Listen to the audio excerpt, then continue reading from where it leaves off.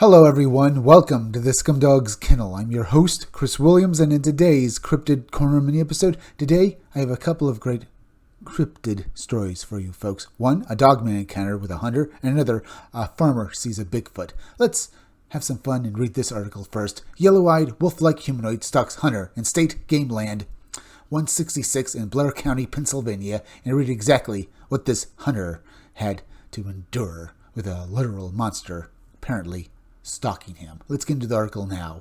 While walking a familiar trail in State Game Land 166, a seasoned hunter suddenly felt the unsettling weight of unseen eyes watching him from the dense mountain laurel. What he encountered next, a towering, wolf-headed figure with piercing yellow eyes, left him shaken, searching for answers, and desperate to know what truly lurked in the Pennsylvania wilds. This particular sighting occurred near an area where our team has previously received reports of activity. The following information is notes taken by Butch Watkotsky after speaking to the witness. Location State Game Lands 166, Blair County, Pennsylvania. Here are the notes I took during my conversation with the witness on Sunday, February 21st, 2016. I'm waiting for his written statement and a map pin showing the area where he was during the sighting. The witness reported that he was walking along a trail in State Game Lands 166 near the swamp area by the creek. He had his shotgun with him, hoping to get a few shots at some crows. The sun was starting to set,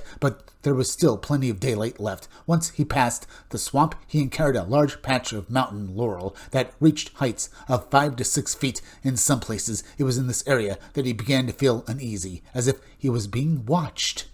At this point in the conversation, the witness's voice changed, revealing his distress. After a brief pause, he continued his account. And I have to say, folks, the moment he basically started to feel watched, he was probably thinking it was just maybe another hunter or maybe just a wild animal.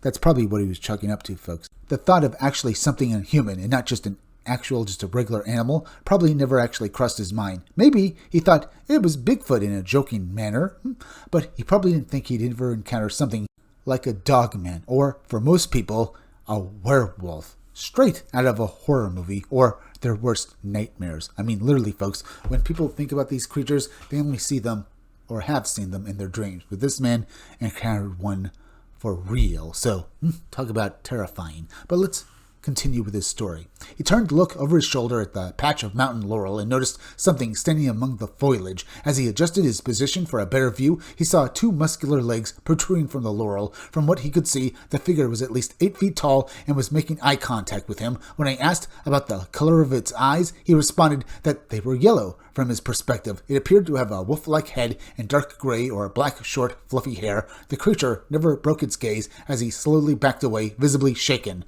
As he left the area, he was overwhelmed by a sense of dread about what had just happened. Having hunted in that area his whole life, he had never experienced anything out of the ordinary during a hunting session or at any other time. So once again, we have a hunter who's basically a virgin when it comes to supernatural things. He didn't even probably believe in these things till, well, after this incident, folks, which probably basically flipped his worldview. But let's finish off his story and maybe talk about it a bit more. I asked about how he found me, and he explained that he had been searching for several weeks for someone to report his sighting. Besides finding individuals focused on Bigfoot, whom he felt were not relevant to his experience, he finally found my website through a Google search. The site mentioned our investigation to a bipedal wolf-like creature, prompting him to fill out the report. Which I can understand why he did, folks, because he encountered something he probably, at best, just thought was just fluke of people's imaginations if he actually never heard the word Dogman before, folks, because that is what most people would think. But after an encounter like this, as I said, it changes you. Now he knows this world is not as lame or just mundane as most people think. It's full of things like this that will probably defend themselves very violently if they're attacked. He should be glad he was just basically shaken and getting out of this area by backing up and showing that he was no threat to this creature, folks, because there's a good chance that maybe he would not have been able to file this report if he had attacked this creature with his hunting rifle. But that's just me, folks. I would probably do the same thing as him and not attack or basically do anything to this creature. But let's move on to the next story. Bigfoot sightings in Apollo, Pennsylvania, a farmer's startling encounters, and read, well, what this farmer encountered and how basically It affected him and his farm, and probably even his family. So let's continue by reading this brief blurb, explain exactly what took place before we read his actual account. What began as a routine farm work in Apollo, Pennsylvania, quickly turned into a chilling mystery when a farmer discovered massive footprints, a foul odor, and eventually came face to face with a towering Bigfoot at sunset. But as investigators confirmed the presence of multiple creatures and a second red-furred Sasquatch was later spotted near his daughter's farm, the question remains, how close are these beings living among us? That was yet another incredible opening, folks, but let's read his account in his own words now. On my farm in Apollo, Pennsylvania, there is a public area surrounded by houses. I'm a farmer, and I went there to do some electrical fence work over the course of 4 days. On the first day, I noticed a strong smell that reminded me of an outhouse, even from 1,000 feet away, but I didn't think much of it. Well, the fact that you were out in the middle of nowhere and you smelled something like this, well, the fact that you didn't pay any attention, that's basically a red flag there, folks, because yeah, in a lot of accounts we've read over the years, folks, one of the first details that people notice about these stories is that they smell something that smells bad, like an outhouse, or literally like the most horrid smell you could imagine, like a wet dog covered in, well, its own detritus, folks. So you get the idea.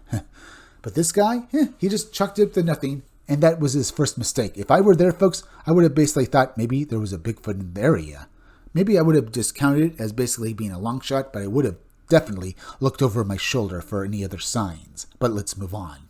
The next day, I discovered a large footprint in the ground. I thought, whoa, what a crazy person to be wandering up here. The footprint was perfectly human-like, just much larger than ours. The following day, while I was working on the fence in the evening, with the sun setting behind me, something caught my eye about 10 or 15 feet away. I saw a Bigfoot walking away from me. It was stunning, with its hair shining in the light. It moved like an ape, but I felt a primal fear that made me want to cower in terror. I turned to run to my tractor, thinking about whether I could chase it down, but by the time I had turned the tractor around, it was gone. Before this incident, I had called an investigator to look at the footprints I found. I cast the footprints, and before he could come over, someone had placed 2 trees across our farm road. When the investigator, who had a PhD, arrived, he examined the footprints and noted that it resembled ours, but much larger. He also evaluated the site where I had seen the Bigfoot and said, you know what? There were 3 of them here. There's the female, there's the mate, and there's the little one. This all occurred right inside of our farmhouse and the neighbor's house.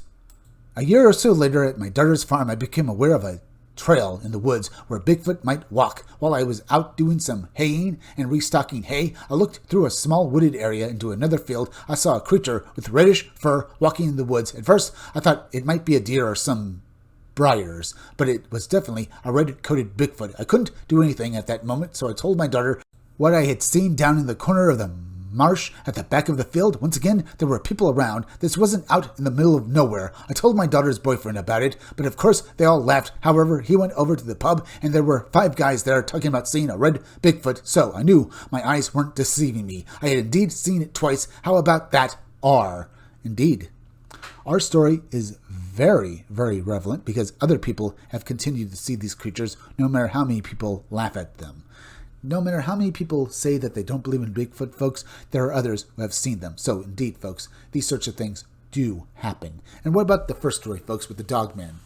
In both accounts, these people have seen these, well, cryptids, hairy hominids, and bipedal canines out, well, in the woods. I mean, this guy's farm, it sounds like it's rather wooded as well, folks, so I'm not surprised that this guy saw Bigfoot, well, on his land.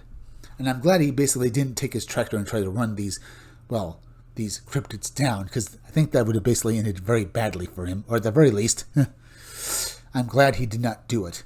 But still, very interesting, folks. But now we're at the end, so please go subscribe to my YouTube channel, Read Comics They're Bad For You. You can use the YouTube link down below in the descriptions of the chat to go subscribe to me.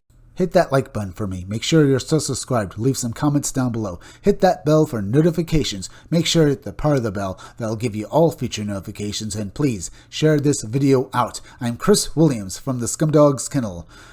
Thank you all for joining me. I'll be back again tomorrow with another great video, so be sure to come back again then. Till next time, folks, I'll see you all again soon.